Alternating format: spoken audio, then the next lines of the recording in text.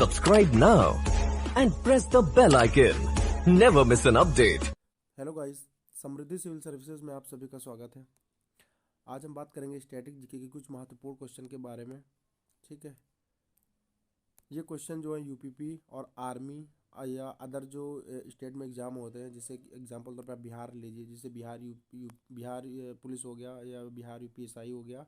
ठीक है, या आप ऐसे समझ लीजिए जो वनडे लेवल के एग्ज़ाम होते हैं उनमें क्वेश्चन बहुत इंपॉर्टेंट है। ठीक है, तो चलिए हमारा जो पहला क्वेश्चन है, पहले क्वेश्चन से स्टार्टिंग करते हैं। पहला क्वेश्चन क्या है, सबसे हल्की धातु कौन सी होती है? ठीक है, बहुत इंपॉर्टेंट क्वेश्चन है। तो इसका जो आंसर है लिथियम। ठीक है, सबसे हल्की धातु लिथियम होती है। ठीक है, आगे बढ़ते हैं। अगला क्वेश्चन है, सबसे भारी धातु कौन सी होती है? तो ओस्मियम होती है। ठीक है, ये भी इंपॉर्टेंट क्वेश्चन है, ये पेपर में पूछे जाते हैं। ठीक है, चलो आगे बढ़ते हैं। अगला क्वेश्चन है, ठीक है, चलिए क्वेश्चन इंपॉर्टेंट, इसको थोड़ा ध्यान से देखिएगा। एक क्वेश्चन पूछा गया है कि सबसे कठोर धातु कौन सी होती है? ठीक है, अब इसका मैं एक उदाहरण दे रहा हूँ। तो सबसे पहले इसका आंसर देखिएगा कि जो सबसे कठोर धातु होती है वो प्लेटिनम होती है। कौन सी होती है? प्लेटिनम होती है। ठीक है, अब ध्यान से देखना, इसका उपयोग ज़्यादातर कहाँ पर होता है कि जब किसी व्यक्ति की कोई बोन टूट जाती है। ठीक है, बोन मतलब हड्डी। जब हड्डी टूट जाती है तो जैसे आप पैर ऐसे समझिएगा, जो फीमर की हड्डी हुई, ठीक, जैसे जो फीमर की हड्डी हुई अगर ये टूट गई, ठीक है, तो फीमर हड्डी के जस्ट अंदर जो डॉक्टर होते हैं वो इसी को डालते हैं, प्लेटिनम। बोलते हैं ना कि रॉड पड़ा हुआ है। ठीक है, बोला नहीं जाता, जब हड्डी टूटती रॉड डाला जाता है, तो वो जो रॉड होता है ना वो प्लेटिनम का ही बना होता है। ठीक है, इसी वजह से सबसे कठोर धातु, मजबूत धातु होती है। समझ गए? चलो आगे बढ़ते हैं। अगला क्वेश्चन है, सबसे कठोर पदार्थ कौन सा होता है? इससे पहले वाले क्वेश्चन में हमने धातु के बारे में जाना, ठीक है, जो प्लेटिनम होती है। अब पूछा जाता है कि सबसे कठोर पदार्थ कौन सा है। ठीक है, अब ध्यान रखिएगा, अगर एग्जाम में दे देता है प्लेटिनम, यहाँ पे थोड़ा सा देखने वाली बात है, प्लेटिनम, और दूसरा ऑप्शन दे देता है हीरा, तीसरा दे देता है ओस्मियम। अगर ऐसे देता है तो सबसे पहले ध्यान रखना कि यहाँ पे पूछा क्या जा रहा है, पदार्थ के बारे में बात कर रहा है। यहाँ पे किस चीज़ के बारे में बात कर रहा है? पदार्थ के बारे में। तो ध्यान रखना, जब पदार्थ के बारे में बात करता है तब सबसे जो कठोर पदार्थ है तो वो तुम्हारा हीरा होगा। ठीक है, ध्यान रखना। चलो आगे बढ़ते हैं। अगला क्वेश्चन क्या है, सबसे उत्तम कोयला कौन सा है? ज्योग्राफी का क्वेश्चन है और ये टेट में पूछा गया है। ये क्वेश्चन टेट या सुपर टेट एग्जाम में पूछा जा चुका है। ठीक है, तो सबसे उत्तम कोयला होता है एंथ्रोसाइट। ठीक है, एंथ्रोसाइट। अगला क्वेश्चन है, सबसे इंपॉर्टेंट क्वेश्चन है, जल का शुद्ध रूप है। ये क्वेश्चन भी पूछा जाता है, क्वेश्चन डायरेक्टली पूछा जाएगा कि सबसे शुद्ध जल कौन सा होता है? सबसे शुद्ध जल कौन सा होता है? ठीक है, तो सबसे शुद्ध जल होता है वर्षा का जल। ठीक है, अब एक चीज़ ध्यान रखना कि क्वेश्चन जब ऑप्शंस देगा एग्जामिनर तो सबसे पहले तो दे देगा, चलिए मैं मान लेता हूँ वर्षा का जल दे दिया। ठीक है, वर्षा का जल। सेकेंड ऑप्शन, एक चारों ऑप्शन से एक ऑप्शन ये जरूर देगा कि बहती नदी का जल, बहती नदी का जल। ठीक है, बच्चा कंफ्यूज हो जाता है और इसी पे टिक कर देता है, जबकि ये गलत आंसर है। ठीक है, सबसे शुद्ध जो जल होता है वो वर्षा का जल होता है, ये बात ध्यान रखना। ठीक है, आगे बढ़ते हैं। अगला क्वेश्चन इंपॉर्टेंट है कि मार्स गैस कहलाता है, तो मार्स गैस को हम मीथेन गैस को ही मार्स गैस कहते हैं, ये बात ध्यान रखना। ठीक है, चलो आगे बढ़ते हैं। अगला क्वेश्चन है कि नोबल गैस कहलाता है, नोबल गैस कौन सी गैस होती है? तो हीलियम होती है, इस हीलियम नोबल गैस होती है। ठीक है, अगला क्वेश्चन है कि जो विद्युत धारा है किससे मापते हैं? इससे पहले एक वीडियो मैंने जारी किया था स्टैटिक जीके का, उसमें मैंने इस क्वेश्चन का जिक्र किया था। ठीक है, ध्यान रखिएगा, जो विद्युत धारा मापी जाती है वो अमीटर से मापी जाती है। ठीक है, अमीटर एक यंत्र होता है, उसी से विद्युत धारा मापते हैं। अगला क्वेश्चन है, मोस्ट इंपॉर्टेंट क्वेश्चन है कि पारा का प्रमुख अयस्क कौन सा होता है? तो पारा का जो प्रमुख अयस्क होता है वो सिनेबार होता है। ठीक है, सिलेक्टेड क्वेश्चन है, बहुत इंपॉर्टेंट है। ठीक है, ये भी इंपॉर्टेंट क्वेश्चन है, ये यूपीपी की दृष्टि से बहुत इंपॉर्टेंट क्वेश्चन है। क्वेश्चन क्या कहता है कि टेलीविज़न का आविष्कार किसने किया था? ठीक है, तो टेलीविज़न का आविष्कार किसने किया था? तो इसका किया था जे.एल. बेयर्ड ने किया था। इसका फुल फॉर्म बताइएगा आप लोग कमेंट बॉक्स में। ठीक है, अगला क्वेश्चन है, इंपॉर्टेंट है, ध्यान रखना। ये क्वेश्चन पूछा जाता है, आविष्कार से क्वेश्चन यूपीपी में जरूर पूछे जाते हैं। ठीक है, एक वीडियो में और यूपीपी से रिलेटेड बनाऊंगा। ठीक है, यूपीपी से रिलेटेड बनाऊंगा जिसमें हम मोस्ट इंपॉर्टेंट टॉपिक पर बात करेंगे। इससे पहले वाले में हम विधिवत टॉपिक पे बात किए थे, क्या क्या पूछा जाता है। ठीक है, फिजिकल में क्या क्या होता है। लेकिन अब की बार जो वीडियो बनेगा, ठीक है, उसमें हम यूपीपी में सिलेक्टेड टॉपिक पर बात करेंगे। ठीक है, जीएस के जो है ना सिलेक्टेड टॉपिक पर बात होगी। ठीक है, उतना ही आप लोगों को पढ़ना है। ठीक है, अगला क्वेश्चन है, चलिए क्वेश्चन देख लेते हैं कि रडार का आविष्कार किसने किया था। तो टेलर एवं यंग 2 वैज्ञानिकों ने किया था। ठीक है, अगला क्वेश्चन है, गुरुत्वाकर्षण की खोज किसने की थी। न्यूटन ने की थी। सॉरी, यहाँ पे न्यूटन जो है वो गलत लिखा है, न्यूटन ऐसे लिखा जाता है, शुद्ध रूप में ध्यान रखना थोड़ा। ठीक है, न्यूटन ने की थी। ठीक है, अच्छा, कैसे गुरुत्वाकर्षण की खोज हुई थी, इसका भी आंसर आप लोग कमेंट बॉक्स में दीजिएगा। ठीक है, अगला क्वेश्चन है, मोस्ट इंपॉर्टेंट है, जो सिरका होता है, सिरका व अचार में कौन सा अम्ल पाया जाता है। ठीक है, ध्यान दीजिएगा, क्वेश्चन कहता है सिरका व अचार में कौन सा अम्ल पाया जाता है। मोस्ट इंपॉर्टेंट क्वेश्चन है, ध्यान रखना, इसमें एसिटिक अम्ल पाया जाता है। ठीक है, एसिटिक अम्ल पाया जाता है सिरका और अचार में। ठीक है, आगे बढ़ते हैं, ध्यान रखना ये अम्ल से सारे क्वेश्चन शायद इसी में लाइन से लगे हुए हैं। ठीक है, अभी तो आपने पढ़ा सिरका, सॉरी, अभी तो आपने पढ़ा था सिरका, और सिरका के बाद क्या था, सिरका और अचार में कौन सा अम्ल होता है, एसिटिक अम्ल होता है। ठीक है, अब अगला क्वेश्चन कहता है कि जो नींबू एवं नारंगी में कौन सा अम्ल होता है। ठीक है, तो उसमें साइट्रिक अम्ल होता है। ऐसे क्वेश्चन पूछ लेगा, देखिए ये कुछ नहीं पूछेगा, यहाँ पे पूछ लेगा, यहाँ पे नींबू भी गलत लिखा हुआ है।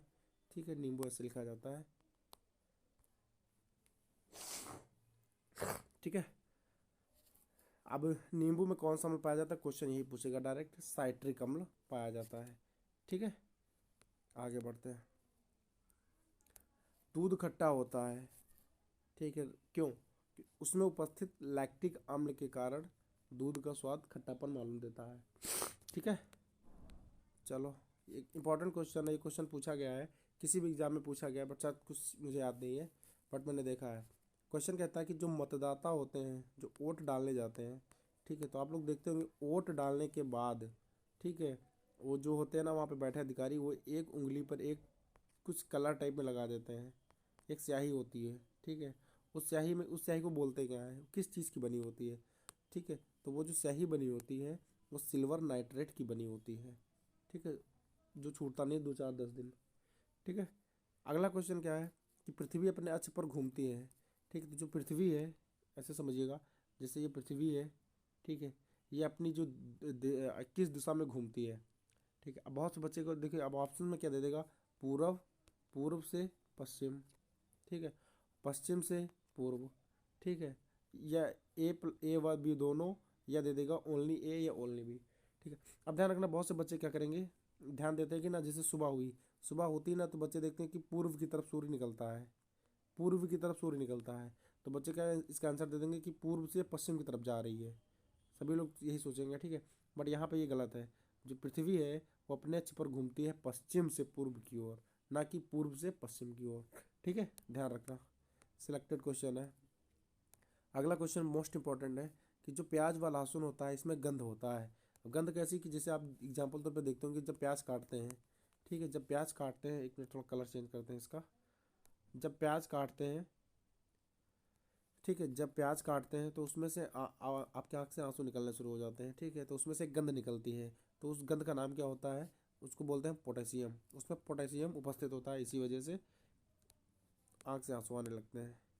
इंपॉर्टेंट क्वेश्चन है ये, ईपो एफओ में पूछा गया क्वेश्चन है, ईपो एफओ में ये सिलेक्ट पूछा गया क्वेश्चन है। ठीक है, क्वेश्चन क्या कहता है कि जो एक्स किरणें होती हैं, एक्स किरणें की खोज किसने किया था। अब एक्स किरणें के बारे में थोड़ा सा समझते हैं। एक्स किरणें वे होते हैं, ध्यान रखना, कि जैसे किसी अंग की आपको एक्सरे करवाने जाते हैं ना, एक्सरे करवाने जो जाते हैं, ठीक है, तो उसमें जो किरणें छोड़ता है, ठीक है, वो जो होती हैं वो एक्स किरणें होती हैं। ठीक है, और इनकी खोज किसने किया था, तो रॉन्टजन ने किया था।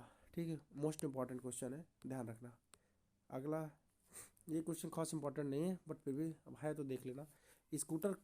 स्कूटर के आविष्कारक कौन थे, तो ब्रॉन्ड शाह, ब्रॉन्ड शाह थे। ठीक है, ये क्वेश्चन यूपी पुलिस में जो वैकेंसी आई थी 41,000 कुछ, उसमें क्वेश्चन पूछा गया था। ठीक है, क्वेश्चन क्या था कि जो रिवॉल्वर थी, रिवॉल्वर की खोज किसने किया था। बताइएगा। तो जो रिवॉल्वर की खोज किया था, अब यहाँ पे सिर्फ कोल्ट लिखा हुआ है, लेकिन इसका पूरा नाम है सैमुअल कोल्ट। सैमुअल कोल्ट, ठीक है, ध्यान रखना। रिवॉल्वर की खोज सैमुअल कोल्ट ने की थी, ठीक है। ये भी क्वेश्चन इंपॉर्टेंट है। यूपीपी में जो 49,568 वाली भर्ती आई थी उसमें पूछा गया था कि समुद्र की गहराई जो मापते हैं वो किस यंत्र से मापा जाता है। तो समुद्र की गहराई जो है वो फैदोमीटर से मापते हैं, ठीक है। मोस्ट इंपॉर्टेंट क्वेश्चन है, ध्यान रखना। चलिए अगला क्वेश्चन क्या है, एक मिनट। अगला क्वेश्चन मोस्ट इंपॉर्टेंट है, डीएनए। डीएनए, ठीक है। डीएनए जो संरचना थी वो, या आप ऐसे बोल दीजिए, डीएनए संरचना का मॉडल किसने दिया था, या बता समझिए कि जो डीएनए है, डीएनए की खोज किसने किया था। तो डीएनए की जो खोज की थी वाटसन और क्रिक, दो वैज्ञानिकों ने की थी। मोस्ट इंपॉर्टेंट क्वेश्चन, बहुत पूछा जाता था। अब आप लोग इसका आंसर कमेंट बॉक्स में दीजिएगा कि जो डीएनए होता है इसका फुल फॉर्म क्या है, ठीक है। चलो आगे बढ़ते हैं। अगला क्वेश्चन है कि जो प्रयोगशाला में बनने वाला पहला तत्व कौन सा था, ठीक है। तो वो यूरिया थी, ठीक है। देख लीजिए बहुत इंपॉर्टेंट क्वेश्चन है, ठीक है। जो प्रयोगशाला में सबसे पहला तत्व बना, अब यहाँ पे ये भी ध्यान रखना तत्व के बारे में बात कर रहा है, तो यूरिया का निर्माण प्रयोगशाला में सबसे पहले हुआ था, ठीक है। अगला क्वेश्चन इंपॉर्टेंट, सभी को पता भी होगा कि टेलीफोन जो है उसका आविष्कार किसने किया था। तो टेलीफोन का आविष्कार जो किया था वो ग्राहम बेल ने किया था, ओके। अगला क्वेश्चन है, इंपॉर्टेंट है, कि जो भारत द्वारा छोड़ा गया पहला उपग्रह था, ठीक है, वो कौन था, ठीक है। तो वो आर्यभट्ट था, ठीक है। अब एक चीज़ और बताइएगा, ठीक है, ये उपग्रह का नाम है। अब ये बताइएगा जो ये आर्यभट्ट थे, ठीक है, ये आर्यभट्ट कहाँ के रहने वाले थे, भारत में किस राज्य से इनका ताल्लुक था, ठीक है। इसका आंसर आप लोग कमेंट बॉक्स में करिएगा। अगला क्वेश्चन इंपॉर्टेंट क्वेश्चन है कि जो पेनिसिलिन होती है, जीव विज्ञान का क्वेश्चन है, मोस्ट इंपॉर्टेंट क्वेश्चन है। देखिए जीव विज्ञान में ऐसे ही क्वेश्चन पूछा जाता है यूपीपी में, ठीक है। ज़्यादा डीप नहीं पूछा जाता है, नॉर्मल नॉर्मल सी चीज़ें पूछी जाती हैं, वही चीज़ें आपको पढ़ना है, ठीक है। क्वेश्चन क्या कहता है कि जो पेनिसिलिन की खोज है किसने किया था, पेनिसिलिन की खोज, ये शायद एलएलबी में पूछा गया था, लखनऊ यूनिवर्सिटी के में, ठीक है। क्वेश्चन पूछा गया है, ये सिलेक्टेड क्वेश्चन है। क्वेश्चन था कि जो पेनिसिलिन थी, पेनिसिलिन की खोज किसने किया था, अलेक्जेंडर फ्लेमिंग ने किया था, ठीक है। मोस्ट इंपॉर्टेंट क्वेश्चन है, इसको ध्यान में रखिएगा। ये भी क्वेश्चन थोड़ा सा देख लीजिए, ये जो चेचक होता है, चेचक के टीके की खोज किसने किया था, ठीक है। चलिए इसको थोड़ा सा आंसर देखते हैं, जेनर ने किया था, चेचक के टीके की खोज जेनर ने किया था, ठीक है। चलो आगे बढ़ते हैं। अगला क्वेश्चन क्या है कि जीव विज्ञान के जन्मदाता कौन है, तो वो अरस्तु हैं, ठीक है। जीव विज्ञान के जन्मदाता अरस्तु हैं। एक आंसर आप लोग कमेंट बॉक्स में करिएगा कि वनस्पति विज्ञान के जनक कौन है, वनस्पति विज्ञान के जनक कौन है, ठीक है। अगला क्वेश्चन है मोस्ट इंपॉर्टेंट क्वेश्चन, इसके बारे में हमने चर्चा भी किया था, ठीक है। क्वेश्चन क्या पूछा था कि जो डायनामाइट होता है, डायनामाइट, डायनामाइट के आविष्कारक कौन है। अब डायनामाइट के आविष्कारक कौन है, वो अल्फ्रेड नोबल है, ठीक है। अगला जो क्वेश्चन बनता है, तो बताइएगा आप लोग कमेंट बॉक्स में, डायनामाइट में सबसे ज़्यादा क्या चीज़ प्रयोग किया जाता है, ठीक है। इससे पहले जो स्टैटिक जीके का मैंने वीडियो डाला उसमें इसके बारे में मैंने बताया था क्या क्या चीज़ यूज किया जाता है। चलो अगला क्वेश्चन है 22 नंबर, ध्यान रखना कि चंद्रमा पर उतरने वाला पहला आदमी कौन था, ठीक है। मोस्ट इंपॉर्टेंट क्वेश्चन है, मोस्ट इंपॉर्टेंट, एक क्वेश्चन पूछा जाता है पेपर में, ठीक है। तो जो पहला आदमी था उसका नाम था नील आर्म स्ट्रॉन्ग, ठीक है। इंपॉर्टेंट है, ध्यान रखना, यूपीपी से रिलेटेड। अगला क्वेश्चन है इंपॉर्टेंट है, ध्यान रखना कि जो अंतरिक्ष में जाने वाली पहले आदमी कौन थे, अंतरिक्ष में सबसे पहले कौन गया था, तो उनका नाम था यूरी गागरिन, ठीक है। यहाँ पे गगारिन लिखा है, थोड़ा सा ध्यान रखना, यूरी गागरिन है, ठीक है। मोस्ट इंपॉर्टेंट क्वेश्चन है कि सबसे बड़ी हड्डी कौन सी होती है, सबसे बड़ी हड्डी कौन सी होती है, शरीर के अंदर सबसे बड़ी हड्डी कौन सी होती है, वो होती है फीमर की हड्डी, ठीक है। एग्जाम्पल तौर पे समझिएगा, थोड़ा सा मैं बता रहा हूँ, जैसे ये पैर है, ठीक है, ऐसे नॉर्मल से समझ लीजिएगा, ऐसे बना नहीं मिल रहा है, ये पैर है, समझिएगा आप ऐसे समझो कि ये पैर है और ये आपकी फीमर की हड्डी यहाँ से लेके यहाँ तक। अगर ये हड्डी यहाँ से टूट गई, यहाँ से टूट जाती है, तो डॉक्टर क्या करते हैं, ठीक है, यहाँ से आपको ऑपरेशन कर देंगे। प्लेटिनम का जब इसे मैंने चर्चा किया था, सबसे कठोर धातु कौन सी होती है, प्लेटिनम के बारे में बताया था, वही रॉड होता है, इस हड्डी के अंदर से डाल दिया जाता है ठीक है। सबसे मजबूत हड्डी कौन सी है, वो फीमर की हड्डी है, सॉरी, सबसे बड़ी हड्डी कौन सी है, वो फीमर की हड्डी है। और सबसे मजबूत हड्डी कौन सी है, इसका आंसर आप लोग कमेंट बॉक्स में करिएगा। वैसे मैं बता रहा हूँ, जो सबसे मजबूत हड्डी होती है वो जबड़े की हड्डी होती है, ठीक है। किसकी, जबड़े की। अब ये चीज़ ध्यान रखना, मजबूत के बारे में बात करेगा तो आपका जबड़ा आंसर सही होगा, सबसे बड़ी हड्डी की बात करेगा तब आपकी फीमर हड्डी के बारे में बात करेगा, ठीक है, ये पैरों में पाई जाती है हड्डी। ठीक है, मोस्ट इंपॉर्टेंट क्वेश्चन है, ध्यान रखना कि सबसे छोटी हड्डी कहाँ पाई जाती है। ठीक है, सबसे छोटी हड्डियाँ कहाँ पाई जाती हैं। ठीक है, तो वो हड्डी होती है स्टेपिज होती है, वो कान में पाई जाती है। ठीक है, एक क्वेश्चन और बनता है यहाँ से कि जो कान होता है, कान में कुल कितनी हड्डियाँ पाई जाती हैं, कान में कुल कितनी हड्डियाँ पाई जाती हैं। आप लोग इसका आंसर कमेंट बॉक्स में करिएगा। ठीक है, हालांकि मैं आंसर बता रहा हूँ, ये चीज़ ध्यान रखना, जो कान में कुल 3 हड्डियाँ पाई जाती हैं। ठीक है, ध्यान रखना। चलो आगे बढ़ते हैं। अगला क्वेश्चन है, इंपॉर्टेंट है, क्वेश्चन पूछा गया था 41,000 वाली वैकेंसी में यूपीपी के। ठीक है, संसार का सबसे बड़ा पुष्प कौन सा होता है। ठीक है, तो वो है रेफलेसिया। कौन सा पुष्प है, रेफलेसिया। ठीक है, अब सबसे बड़ा पुष्प है तो मतलब ऐसा नहीं कि बड़ा है तो इसका कुछ ना कुछ वेट होगा। ठीक है, तो इस पुष्प का जो वेट होता है वो लगभग, मैंने लगभग लगाया है, लगभग 10 किलो का होता है। ठीक है, चलो मोस्ट इंपॉर्टेंट क्वेश्चन है, इस क्वेश्चन के बारे में भी मैंने चर्चा किया था कि किस विटामिन में कोबाल्ट पाया जाता है। किस विटामिन में कोबाल्ट पाया जाता है, इंपॉर्टेंट क्वेश्चन है। तो विटामिन बी 12 में कोबाल्ट पाया जाता है, विटामिन बी 12 में कोबाल्ट पाया जाता है। ठीक है, चलो अगला क्वेश्चन है विटामिन बी 12 से रिलेटेड, एनीमिया। ध्यान रखना, एनीमिया किस विटामिन से ठीक हो जाता है। एनीमिया किस विटामिन से ठीक होता है। अगर आपके पास एनीमिया रोग, अगर आप एनीमिया रोग से ग्रसित हैं, ठीक है, तो आप विटामिन बी 12 के कैप्सूल यूज़ करिए, आप सही हो जाएगा। ठीक है, और एक चीज़ ध्यान रखना, आगे बढ़ते हैं। अगला क्वेश्चन है रतौंधी। ठीक है, रतौंधी रोग जो होता है वो किस विटामिन की कमी से होता है, तो विटामिन ए की कमी से होता है। ठीक है, एक चीज़ ध्यान रखना, जितने बच्चे यूपीपी की तैयारी कर रहे हैं, यूपीपी की तैयारी कर रहे हैं, जितने भी विटामिन हैं इनके सभी के रासायनिक नाम आप जरूर याद करिएगा। हर पेपर में आपको 2 क्वेश्चन या 1 क्वेश्चन देखने को मिलेगा, गारंटी के साथ बोलता हूँ। ठीक है, क्योंकि जो 2018 या 2000 जो 18 में 2018 में वैकेंसी आई थी, ठीक है, प्रत्येक शिफ्ट में विटामिन के रासायनिक नाम जरूर पूछे जा रहे थे। ठीक है, देखिए जीएस का मैं एक ऐसा टॉपिक बनाऊंगा ना, इतना इंपॉर्टेंट होगा, वो आप सभी पढ़िएगा। ठीक है, यूपीपी में जीएस का कम से कम 20 से 25 क्वेश्चन आप कर दोगे। ठीक है, सारे इंपॉर्टेंट टॉपिक रहेंगे, जितना जो पूछा गया पुराने पेपर को ध्यान रखकर बनाया जाएगा।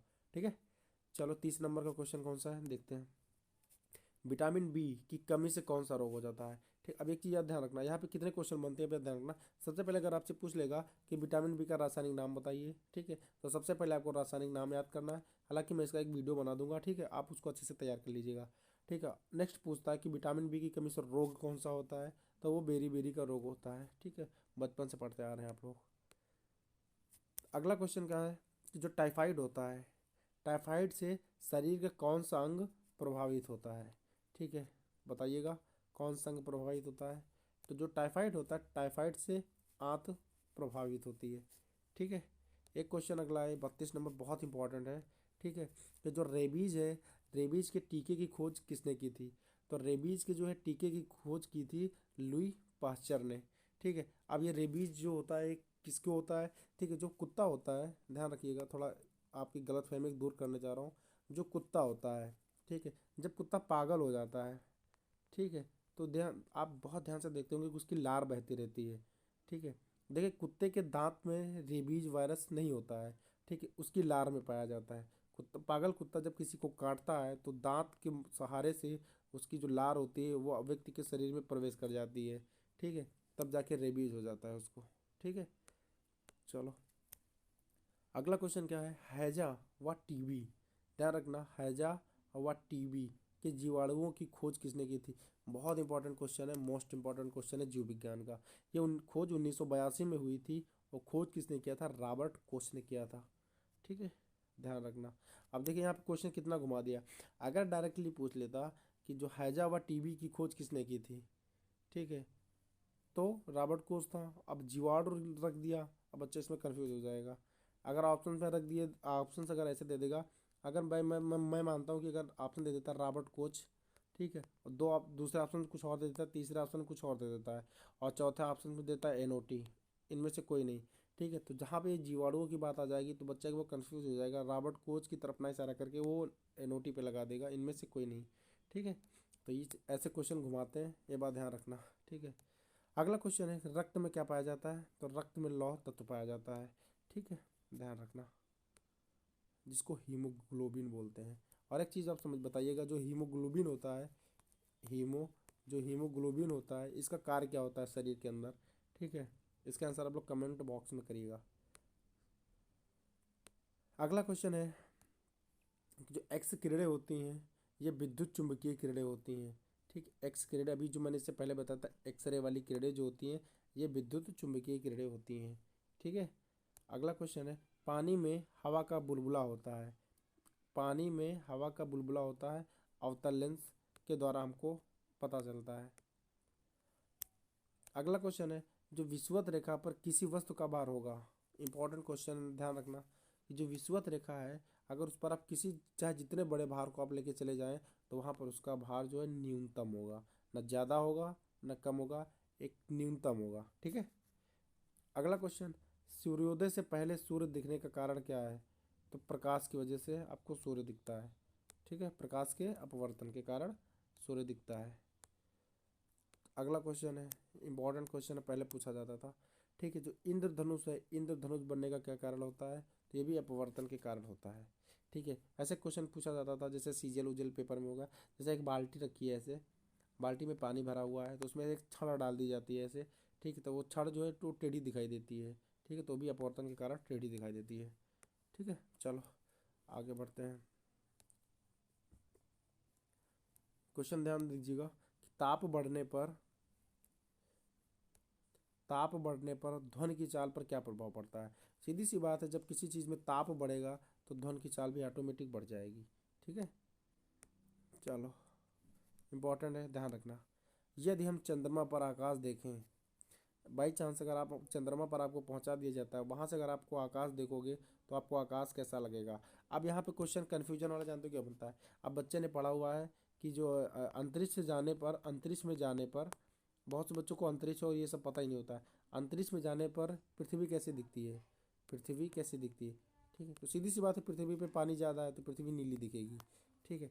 अब बच्चा कन्फ्यूजन हो जाएगा। अब यहाँ पे ऑप्शन एग्जामिनर जरूर देगा कि सबसे पहले तो दे देगा, चलिए मैं मान लेता हूँ, सबसे पहले दे देगा काला, ठीक है। काला के बाद दे देगा नीला, ठीक है। नीला के बाद दे देगा कुछ भी दे देगा, दो कलर या इनमें से कोई नहीं। अब बच्चा जानते क्या कन्फ्यूज हो जाएगा, सबसे पहले तो देगा इनमें से कोई नहीं, तो उसमें तो वो डाउट हो गया। सेकंड ऑप्शन है कि उसको तो पता है कि नीला, क्योंकि बहुत बचपन से पढ़ता आ रहा है, लेकिन ये चीज़ नहीं पूछ रहा है। वो ये पूछ रहा है कि यदि हम चंद्रमा पर आकाश देखें, चंद्रमा पर से आकाश देखें तो कैसा दिखेगा।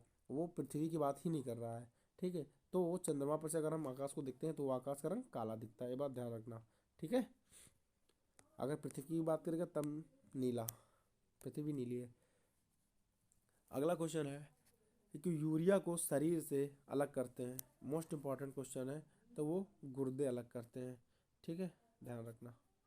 और एक क्वेश्चन पूछा गया था, शायद 41,000 वाली वैकेंसी में था। क्वेश्चन ये पूछा गया था कि जो एक स्वस्थ व्यक्ति होता है, जो स्वस्थ व्यक्ति होता है वो एक दिन बराबर 24 घंटे, ठीक है, 24 घंटे में कितना मूत्र त्याग करता है, ठीक है। इसका आंसर आप लोग कमेंट बॉक्स में करिएगा। ये क्वेश्चन पूछा गया है, ठीक है, सिलेक्टेड क्वेश्चन था, पूछा गया क्वेश्चन है जो मैंने जस्ट अभी आपको बताया है। चलो अगला क्वेश्चन, मानव त्वचा जो होती है, मनुष्य की जो त्वचा होती है उसका रंग बनता है किस कारण बनता है, ठीक है, बताइए। तो उसमें मेनेलिन होता है, मेनेलिन के कारण बनता है, ठीक है। अगला क्वेश्चन है, ये क्वेश्चन भी मैंने बताया था इससे पहले वाले वीडियो में कि जो कच्चे फलों को पकाने के लिए कौन सी गैस का प्रयोग किया जाता है, तो इथिलीन गैस का प्रयोग किया जाता है, ठीक है। जैसे आपके एग्जांपल में लेता हूँ कि आपके बाग है, ठीक है, आपके बाग है, बाग से आपने आम तोड़वा लिए, ठीक है। अब आपके पास 50 आम है, अब इस 50 आम को पकवाना है तो उसमें हम लोग इथिलीन गैस रखते हैं और आम पक जाते हैं, ठीक है। तो एक चीज़ ध्यान रखिएगा कि ये जो क्वेश्चन थे ये यूपीपी ज़्यादा हाई लेवल के क्वेश्चन भी नहीं है, ना तो ज़्यादा मीडियम लेवल के हैं।